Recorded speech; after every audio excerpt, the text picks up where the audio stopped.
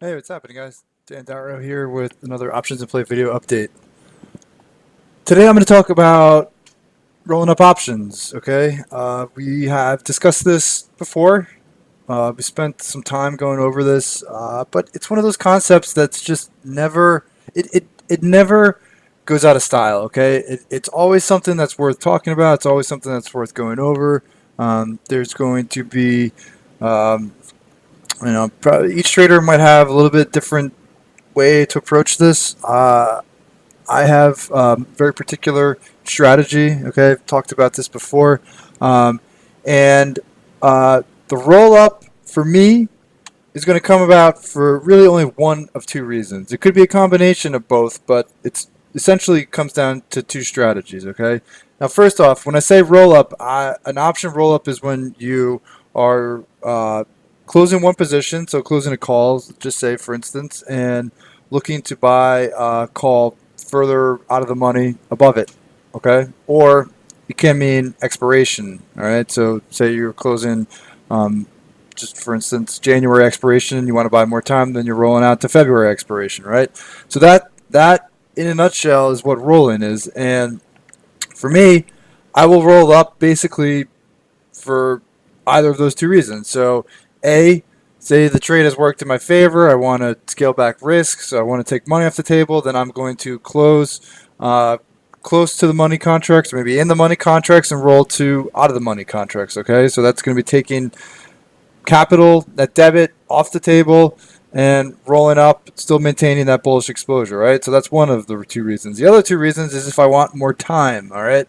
Say like the trade's developing nicely, but the contracts maybe running low on time. Maybe you only have a few days, maybe only have a few weeks, and you're thinking this trade is going to need more time, all right? So the other reason, you say like, January, you think this trade needs more time, you push things out to March, okay, or push it out to February, right? So one of two reasons. So either rolling risk, taking money off the table, or extending the trade out for, say, another month or a couple weeks, and a month, 2 months, whatever, okay? So silver, here's an example. I think the silver rebound is starting to take shape nicely, right? It had a great week. The problem is that the move is happening close to the expiration of the position, right? So it's a January position. It moved into the money nicely after a few strong days, and now I think I want to roll up, right? Take some money off the table, or roll out to buy more time, right? So what I'm looking at is the 1650 contract, okay? And you can see it's trading for about 35, 36 cents, right? So when I roll, I want to roll into a position that is equal to or less than the original debit, or the position that I'm rolling out, right? So maybe I just want to buy more time, so it'll be the same net debit. Sometimes if I want to scale back risk, it'll be less debit, so like 50% or 25% maybe even of what I sell, right? So in this case, I just want to buy more time. I want to maintain like the dollar exposure.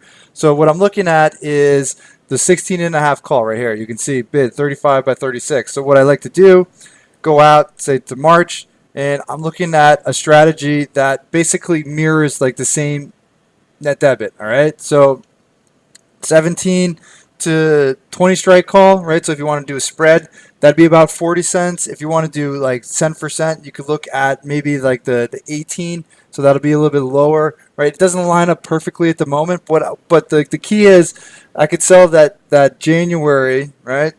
Sell the January for 35, and I want to maintain that same net debit exposure because I'm extending the trade out like 2 months at this point. Okay, so I'm looking at contracts. So either the 17, right, which are a little bit above, so I'd maybe use a spread to get that down to that 35 range, or you could look at a lower debit, so take some money off the table, 18 strike call, which is only trading for like 25 to 26, right?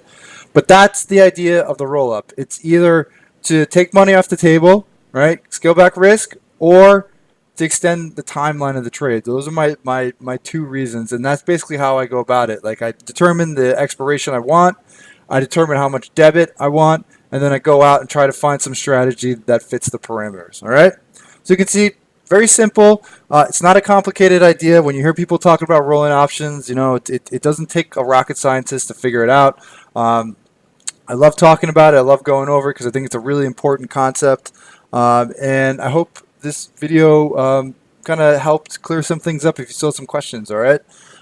So if you like these videos and you're looking for more information on options trading or maybe more option trade ideas, please follow up with the link in the description of the video for more information on options to play.